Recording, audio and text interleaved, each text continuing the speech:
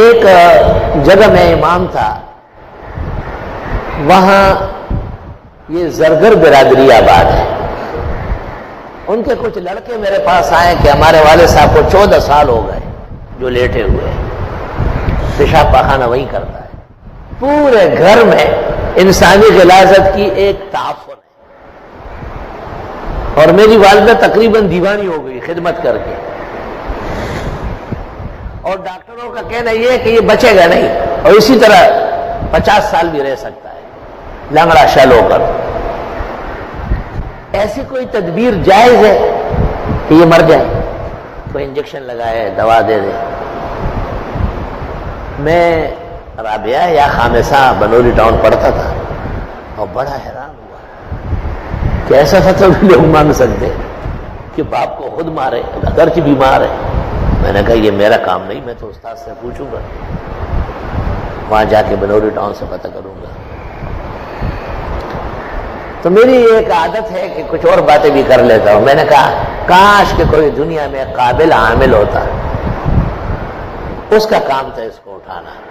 جب علاج معالجہ کام نہ کرے تو عملیات کام دکھاتی ہے، لیکن افسوس کہ عاملین میں انسان کا بچہ نہیں ہے اور سارے الو کے پٹھے ہیں۔ اس طرح کوئی دو چار برا بلا کہا۔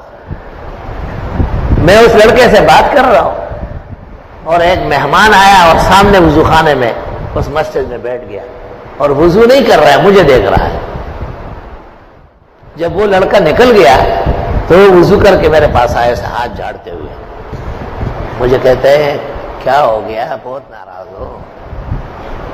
سارے حامل تو ایک جیسے نہیں، کوئی اچھا والا بھی ہوگا۔ میں نے کہا کبھی دیکھا نہیں، دیکھوں گا تو معافی مانگوں گا، آئندہ ایسا کہوں گا ہی نہیں۔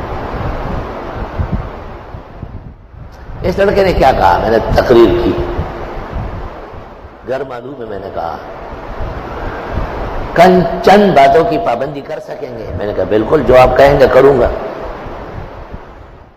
کہ پہلی بات یہ ہے کہ اس گھر میں جب جائیں گے، جب تک میں بیٹھوں گا اس وقت تک نہ کوئی چلے گا قدم لے گا، اور نہ کھانا پینا، نہ شربت، نہ چائے، نہ اس کا کوئی تذکرہ ہوگا۔ میں نے کہا میں ان کو پابند کر لوں گا کہ جب تک یہ مہمان آپ کے والد کو دم کر رہا ہے، خبردار کے کھانے پینے کا یا کوئی فرض آیا اور گیا۔ دوسری بات یہ کہ تم میرا نام پتہ نہیں پوچھو گے، مجھے کہہ رہے ہیں۔ تیسرا یہ کہ آپ وہاں بیٹھے رہیں گے، جب میں حدود سے نکل جاؤں گا تو آپ اٹھیں گے۔ تو مجھے کہا کوئی بے ادبی تو نہیں ہوئی، ان میں کوئی خلاف شرع بات ہے؟ میں نے کہا نہیں۔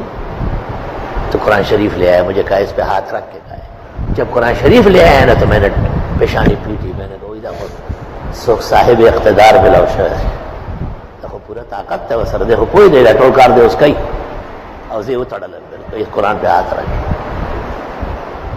میں نے ہاتھ رکھا، کائے کے لیے ہاتھ رکھا ہے؟ میں نے کہا جب تک آپ وہاں تشریف فرما ہوں گے تو نہ کوئی کھانا پینا آئے گا، نہ کوئی چائے شربت کا پوچھے گا، نہ کوئی فرد بشر آئے گا، کوئی قدم نہیں لے گا۔ دوسرا یہ کہ میں آپ کے نام پتہ نہیں پوچھوں گا، اور تیسرا یہ کہ جب تک آپ غائب نہ ہوئے ہو میں اٹھوں گا نہیں۔ پھر مجھ سے پوچھتے بے ادبی تو نہیں، آپ خفا تو نہیں ہوئے؟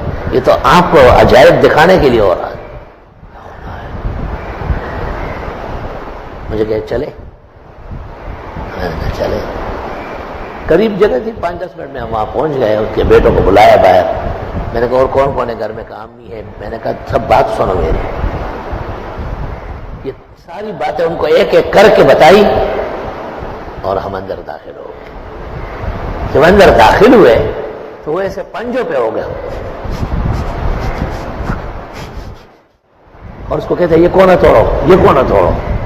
ہر کونے سے کمبل نکلتا ہے، اس میں سڑا ہوا گندا گوشت، پھینکو باہر۔ اور جب میں نہیں دیکھتا ہوں تو میری طرف دیکھتا ہے ایسا، اور وہ شل جو پڑا ہوا تھا اس کو کہتے ہیں اٹھو اٹھو۔ 14 سال سے پڑا ہوا تھا، وہ اٹھا، کہا دیوار پکڑو، دیوار کے ساتھ ساتھ چلو۔ اٹھ گیا۔ جب دیوار ختم ہو گیا کہ خود چلو، روانہ ہو گیا۔ اس کے بیٹے کو کہا تولیہ، صابن، جوڑا لے جاؤ، کپڑا مسجد میں نہلا کے اور 2 رکعت پڑھوا کے حضرت کی مسجد میں اور یہاں لے آؤ۔ وہ چلا گیا، میں بیٹھا ہوا ہوں، یہ بھی بیٹھا ہے۔ 15-20 منٹ میں واپس آ گئے۔ مجھے کہتا ہے کوئی طاقتور خیر کا عامل